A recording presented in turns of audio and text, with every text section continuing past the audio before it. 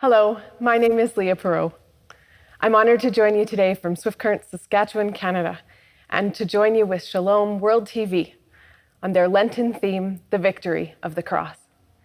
I want to talk with you today about how God is with us in seasons of loss. At the end of the book of Matthew, chapter 28, verse 20, Jesus is getting ready to ascend into heaven, and he gives his final words to the disciples before he goes. He says, "Remember, I am with you always until the end of the age." At a time when many of the people in our world are not sure why religion is still so much a part of life, when many of our neighbors are not sure why they would come to church, I am comforted and convicted by the idea that Jesus came to earth to live a life like ours. He came to suffer with us, to walk with us, to experience joy with us, to eventually die and rise again so that we could join him in heaven. Lent is a season for us to remember and join in Jesus' suffering and how it leads us towards new life. When my oldest child was just 3, we traveled to visit my in-laws for Good Friday.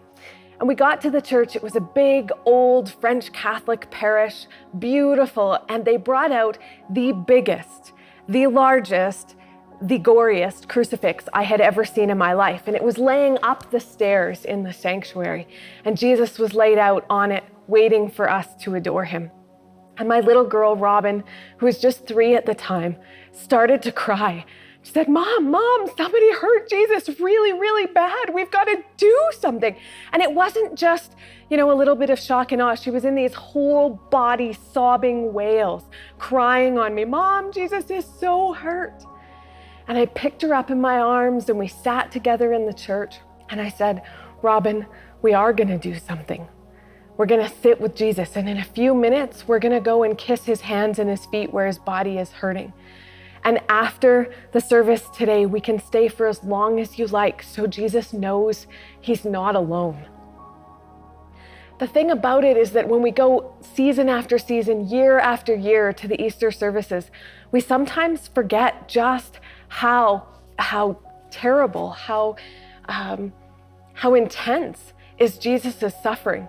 And Robin's shock at what she saw reminds us that this cross is a powerful sign, not just of Jesus' suffering, that he chose to be with us so much that he allowed himself even to die this painful death, but also that he rises out of it. In fact, when we went back to church that same Easter season, after Easter Sunday had come and the crucifix was still on the wall, Robin said, "Don't they know that Jesus rose from the dead? Who put him back on that cross?" But here's the thing, we need the sign of the cross because it is the sign that suffering and death is never the last word. In 2017, my family experienced 3 tragic losses. First, the miscarriage of our 4th child, then my husband lost his job, and then just 2 months later, my twin sister was murdered. These final words of Jesus were a profound consolation to me. Remember, I am with you always until the end of the age. Jesus promises us that. Then he ascends into heaven and the disciples go and hide, right? They don't remember that he is with us. They're afraid of what is coming. And so in that intense season of suffering in 2017, I was not alone in my fear or my forgetting that Jesus was with me. I needed that crucifix. I needed that sign to remember, because it's sometimes very, very difficult in seasons of suffering to trust that Jesus is with us. Before that season, I would often feel like I could hear Jesus speaking to me in the words that my neighbor sent to me or said to me in a homily, in reflective reading. But in the midst of that suffering, lots of those words felt empty. And Jesus started to speak to me in really different ways. After our Claire died, our baby, I started to see God in colors, starting the first morning that we lost her. Lost her very early in the morning at about 5 a.m. My husband and I held her tiny body an inch long in my hand. We counted her fingers and her toes, and we could see the edges of the chambers of her heart, and we named her. And in the quiet hours of the morning, we cried, and then we got our kids up, and I made them pancakes because I couldn't do that on normal school days. And I drove them off to daycare and school. And as we pulled up at daycare, the sky was this gorgeous pink and purple, like only Saskatchewan sunrises can be. You can come and visit if you'd like to see them for yourself. And the beauty of the world was telling me, I'm still here. The world is going to go on, the sun is going to rise, and it felt impossible, but the colors were healing for my heart. Just 3 months later, when my twin sister died, I was enveloped in silence. The words I was used to and even the colors that had been coming in waves since Claire's death stopped. And it felt like God had stopped speaking altogether. It's what I would imagine it was like after Jesus took his last breath on the cross. And it was dark, and the disciples of Jesus didn't know where to go, or what to do, or what to say, or how to feel. In those months and years after Abby died, I learned what it meant to be carried by the community. God was with me, not so much in words which often felt hollow, but in the hands and the service and the care and the kindnesses of my community. So many loads of laundry folded, meals brought over, calls and texts to just check in on me, offers to care for my children so that I could rest and heal. Jesus wants to help us. He is with us. And in fact, even his own cross, he didn't carry alone. It's so important that we recognize that the crosses that we have to bear, that the seasons of suffering and loss were never meant for us to carry alone. Jesus wants to be with us in that. And sometimes we experience that pretty profoundly in our own incapacity to do it alone. I also met a friend at one point in my life who was dying from cancer. And we met as she was receiving treatments, and she just lived 3 doors down, and I would walk over and visit with her. And I remember one evening when we were sitting together, and she said, Leah, I'm so glad that you came to visit because you're one of the only people in my life who doesn't need me to be sad that I'm dying. And I sort of laughed. I said, well, I'm a little sad. She said, yeah, but you also aren't attached to me needing to want to live. And as I've been journeying with Jesus, Jesus has been reminding me that whether I live or die, I live. And you're one of the people in my life who gets to celebrate this new life that I'm going to face.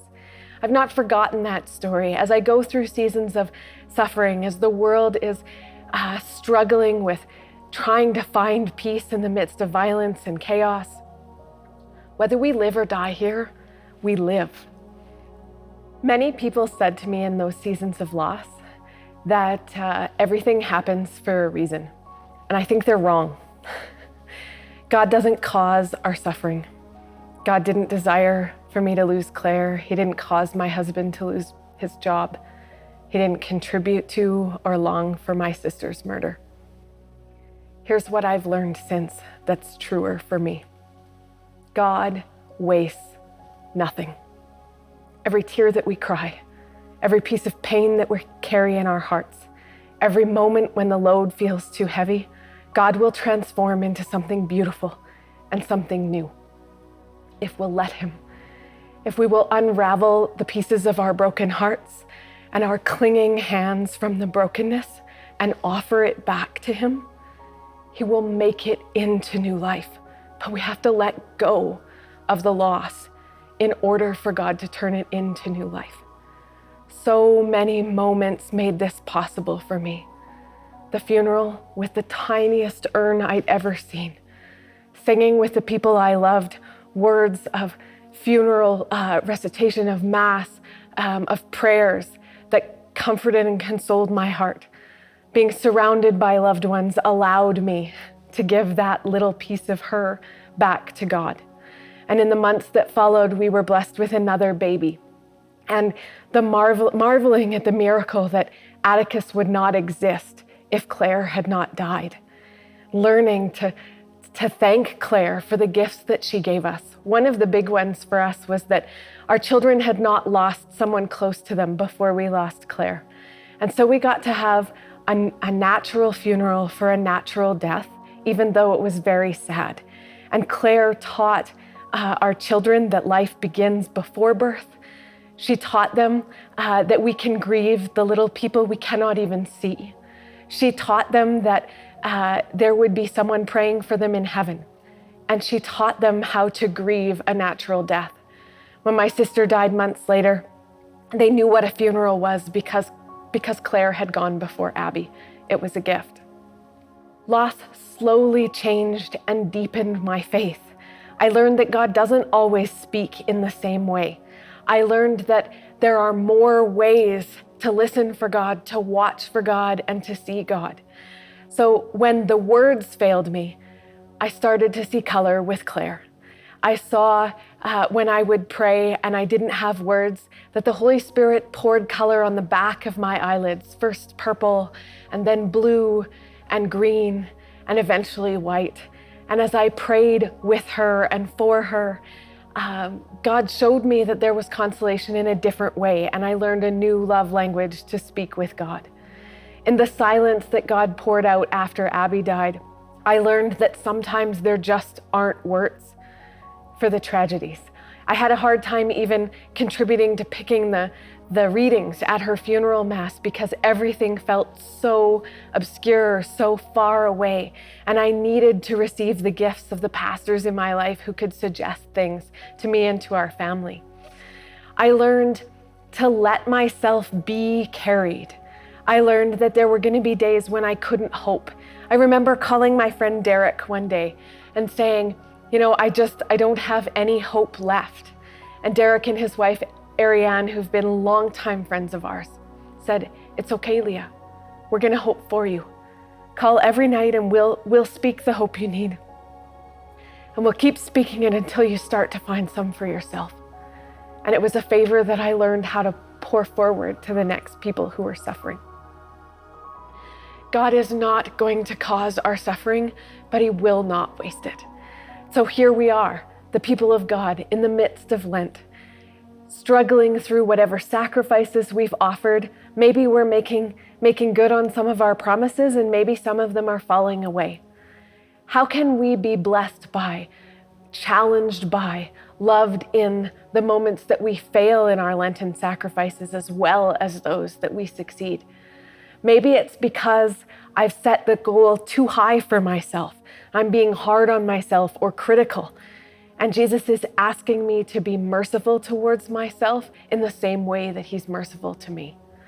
There are so many ways as we struggle in the seasons where we don't have it all together, where we don't know what God is doing next, where we're not sure how to walk forward, that God whispers again those words that He whispered to Matthew at the end of the gospel.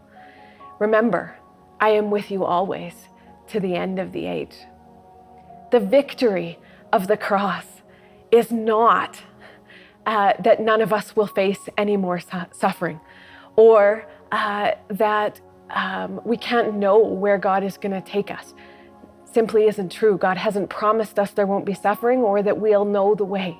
What He's promised is that He'll be with us, that He'll walk through it, side by side, step by step. And so if we can cling to that promise that we aren't alone, we can grow deeper in our understanding that the victory is that death is never the final word. When it feels like the end, when it feels like we can't hope anymore, when there isn't enough, it simply means the story isn't over yet. So as I journeyed through the sections of my life following the losses, and I was struggling my way through healing, one of the most amazing ways that God showed me that I wasn't alone was by the signs and symbols that He gave me from Abby and Claire. I remember one day when I had been asked by the local health authority to do a presentation on interpersonal violence and to come and talk about our story of losing Abby. When I walked in, my mom decided to come with me, and we came in to the hospital where I was supposed to speak. And lying on the sidewalk just in front of the door was a small purple butterfly. I don't know if it fell off some little girl's hair clip or out of a woman's purse, but it was left there for us, and it was a tangible sign that Abby was with us, that she was close by. Both the butterfly, that sign of new life, but also the purple that she wore so often, a sign to us that she was with us. Very shortly after Abby died too, our family started to find dimes everywhere, and in the funniest places. They became a sign that she was close by, she was thinking of us, she was present with us. And I would find them, Abby loved to clean, I would find them at the bottom of the washing machine. I would find them under the toys that the kids had left to play. I would find them on the seat of my car when I know that I didn't have any dimes in my pockets. There were these many signs, these spaces. In the laughter of my children, I would hear the laughter of Claire alongside. The thing is, whether we live or die, we live on. And so Abby and Claire, along with the communion of saints, are with us, praying for us, giving us those signs and reminders that life does not end here, and that we can keep talking to the ones that we love, that we are not alone because Jesus is with us, but because we are also carried by the ones who have gone before us.